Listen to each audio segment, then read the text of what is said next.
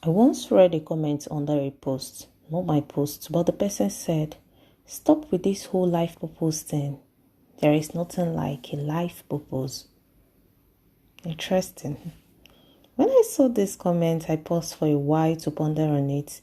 Is it true that there is nothing like one's purpose in life?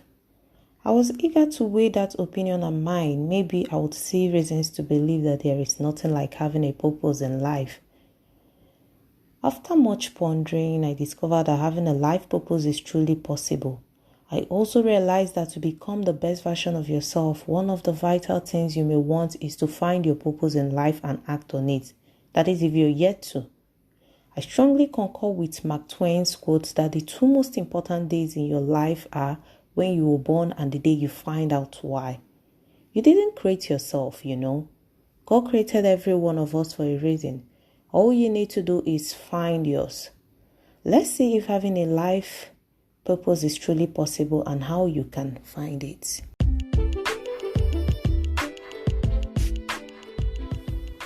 Hello, you're listening to Thrive Soar Podcast. I'm your host, youre. I am an entrepreneur, a researcher, and of course, a digital content creator. My mission is to help goal and growth-oriented persons like you break your barriers so that we can thrive and soar together. Life is about growing and changing, and you get to see your life evolve positively. If yes, then this is the right space for you. This is the space for you to improve your life and transform your personality. Join me on this journey of becoming the best version of ourselves, and I will support and empower you every step of it so that we can win together. Let's move.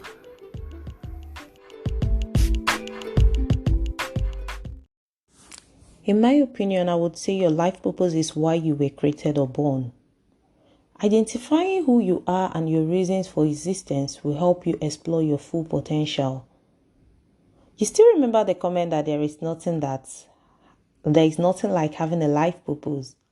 Pondering on that comment was quite an interesting experience, Normally, I believe in living a purposeful life, but seeing that comment reminded me that perspectives differ and this person could be making some sense. However, I was eager to satisfy my beliefs, so I analyzed it. I analyzed his comments based on various opinions I read and listened to about purpose in life. This exercise practically gave me more insight. In fact, I must say thank you to that commenter for his comments that compelled me to gain more knowledge on this. So I discovered that God didn't just create us. He created us differently and for a reason. Being created differently means we are unique in our ways, and for a reason means for a particular purpose. This applies to the things we do as humans. We are created uniquely with unique abilities to serve a purpose with these unique skills and wisdom given to us by our Creator. I further understood that the idea that I'm not good with this or I'm not good with that, how some people, I'm not good with this, I'm not creative, I can't do this, I can't do that. I feel that is just a mere excuse to avoid doing things that could be relevant for you and others. Well, you may not be good with this or that, but there is something you are good at regardless of your condition. The fact that you're yet to identify it doesn't mean it is non-existent. I would use a sports scenario to explain this. When it comes to sports, they have players, they have spectators, and they have coaches. That you are not skilled in being a player, maybe as a jumper or a runner, doesn't mean you may not be skilled with coaching or cheering. There are levels to being skilled at something, right? From novice to proficiency to mastery. Your purpose in life naturally comes with mastery. Remember, this is just an example. You may be proficient in all of them. You may be proficient in running, you may be proficient in jumping, you may be proficient in sharing, and then you will be a master. You will be a master in one of them, let's say coaching. Or you may probably not be proficient in any of them, but you're a master in another thing. Another thing totally different from the sports scenario examples. Let's say designing. There is a lot with all this. If you ask me, there is a whole lot with this. But everything boils down to the fact that with your life purpose, you are a master. This example reminded me of a conversation I had with one of my friends a few years back. So, naturally, I am an explorer. And if there are things I enjoy doing, researching and acquiring skills and knowledge are some of them. Yeah, I like exploring. So then, I acquired some new skills. I had just finished my makeup training and jumped on catering and event management training a few months later. Then, it wasn't even up to a year again, I acquired another skill, which was tailoring. At the same time, I was trading some skincare products and was still doing my other full-time engagements. So basically, it was a lot, but since I could do it all without burnout, it's fine. That was fine. I was utilizing these skills, but it wasn't frequent. The need for me to use these skills may be here today, and it will take weeks to use them again. So, on one of those days, my friend came to my inbox and said, I'm a typical example of jack of all trades, master of none. I laughed hard. Trust me, I laughed then. I'm still laughing now. And in an actual sense, it was somewhat true. I was proficient in all those skills, but wasn't a master in all or any of them. Well, I told him that time will tell my mastery, so let me do what I can till then. I look back now and I realize that those skills and experiences are some of the things I need in life, and they played a part in shaping all I am now, but they had nothing to do with my purpose in life. At least I know I bake, I sew, and I do a lot of things, but they are more of my benefits than the benefits of others. With your life purpose, it is more of its benefit to others than it is to you, or it could be a balance, like it could benefit you and benefit others. With your purpose, you will be a master and not a novice. You will do it perfectly well with no rigor in the blink of an eye. But if it isn't your purpose, it doesn't mean you can't do it. After all, skills can be learned. Knowledge can be acquired, but it may take you longer and more rigor to get it done. When it comes to skills and knowledge, it can be developed, it can be acquired, and God gives them to you during creation. Or like you can either develop it, or like it's how do I put it? God in some cases, in most cases, God gives you these skills and knowledge during creation, or helps you acquire them along the line in your life. But I tell you that a learned skill and knowledge alone can't outshine a bad skill and knowledge. Yeah, I'm calling it a bad skills because I believe there are certain skills and knowledge that comes that you naturally have. Like you didn't have to acquire these skills. You didn't have to learn them. You didn't have to go extra miles to do all these things. They are inbuilt already. So I call them bad skills. And I'm telling you that learned skills and knowledge can't outshine these particular skills. And these particular skills, these bad skills are, it's often related to your purpose in life. But when you combine these two, trust me, they can work wonders to help you live out your purpose to its maximum. So, your purpose could be to be a lawyer. It could be being a doctor, a business or fitness coach, a musician, an electrician, a financial analyst, an investment manager, an event manager, or even a clergyman or clergywoman. All those things can be your life purpose, because for each of them you are serving a purpose to a certain group of people who benefit from the knowledge and skills you offer. Not everyone will be a doctor to treat and save lives. Not everybody will be a musician to sing songs that suits our heart and mind. And not everyone will be a lawyer to defend or prosecute in a court of law to ensure justice is served. So you see why I said life purpose is real. There is something you were created to do uniquely and awesomely. I tell you, not everybody knows their purpose in life or live a purposeful life.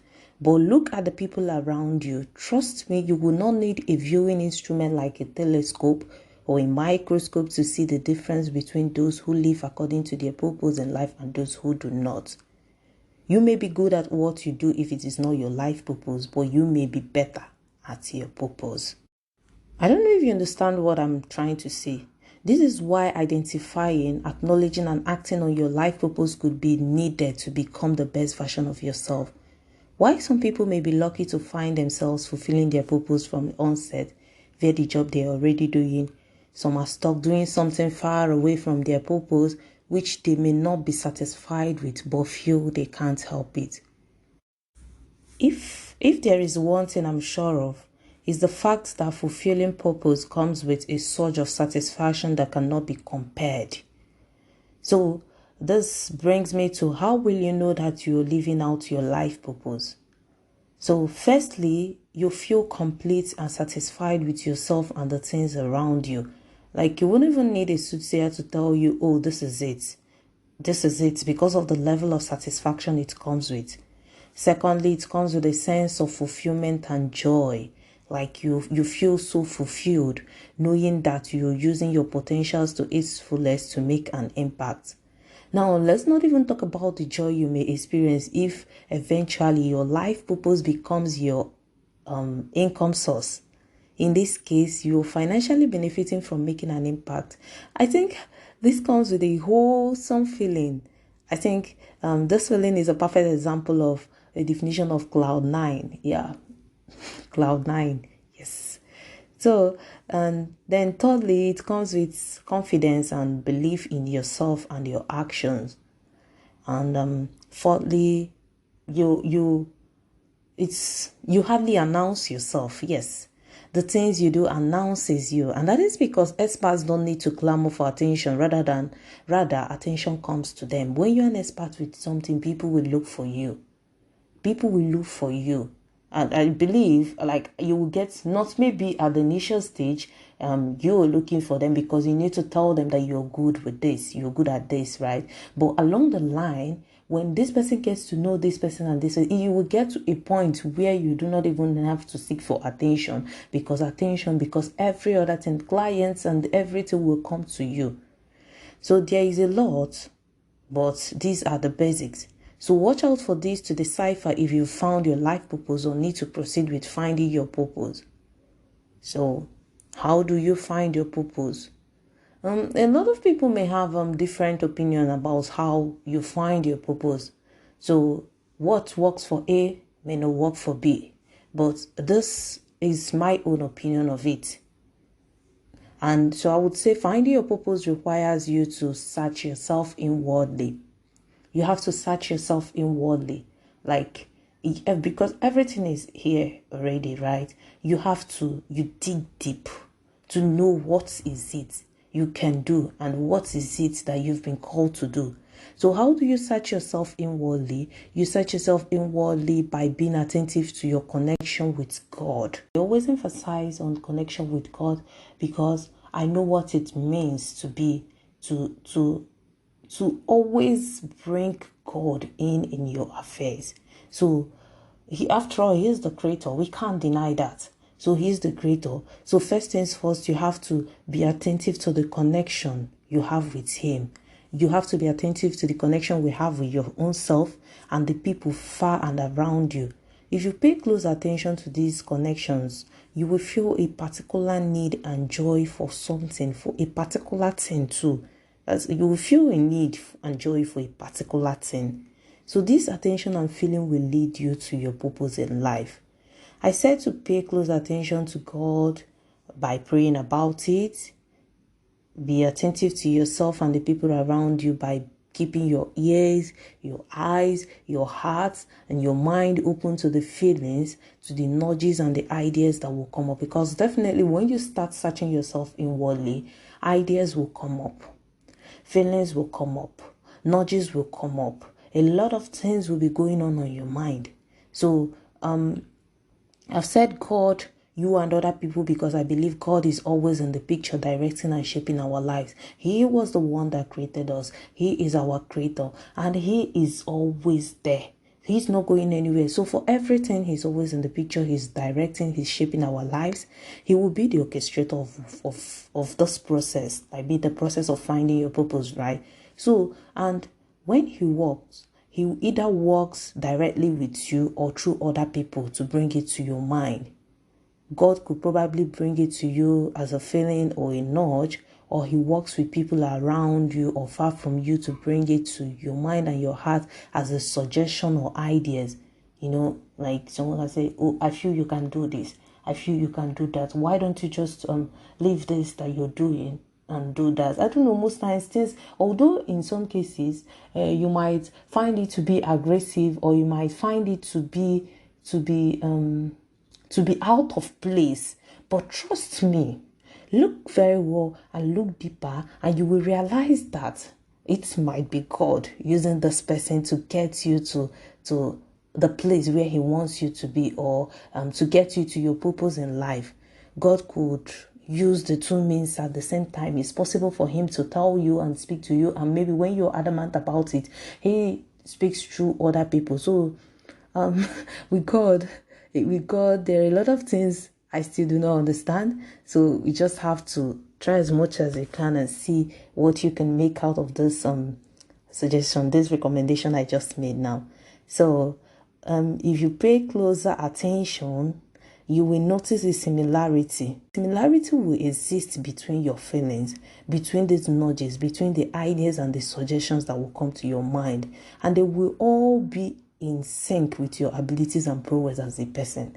So when the ideas start coming, you will see, when we talk about purpose in life, trust me, it has been given to you. So it's just if it's a Google search, like you need to search to find.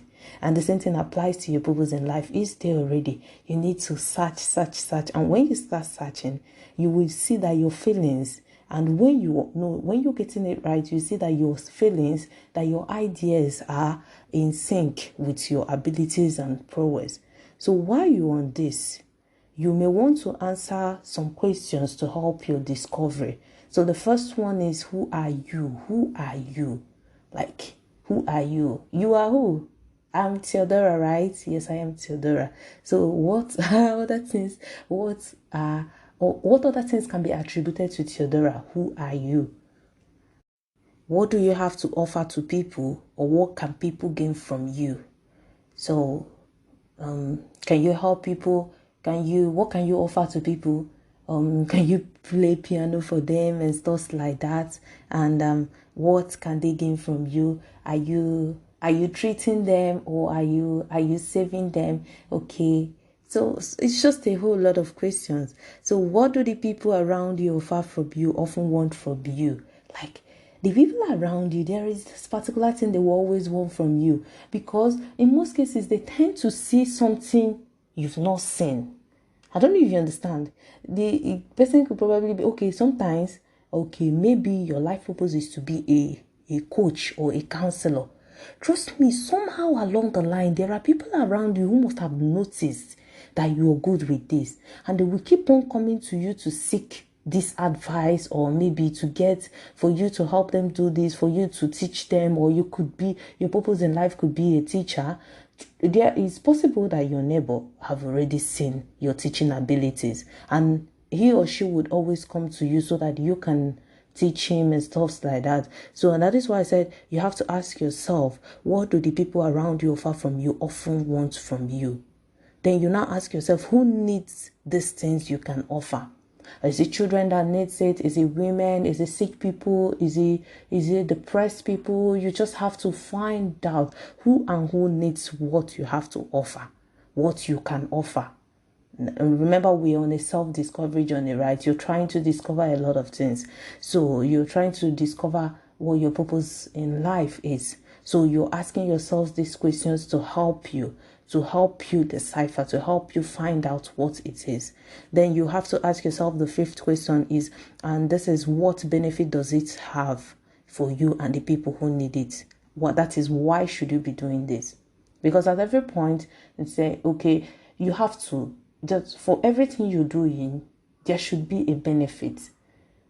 there should be a benefit. It's either people are benefiting from it or you're benefiting from it, or the both of you can benefit from it. So you have to ask, why are you doing this? What is the benefit? What are you gaining from this? What are these people gaining from it?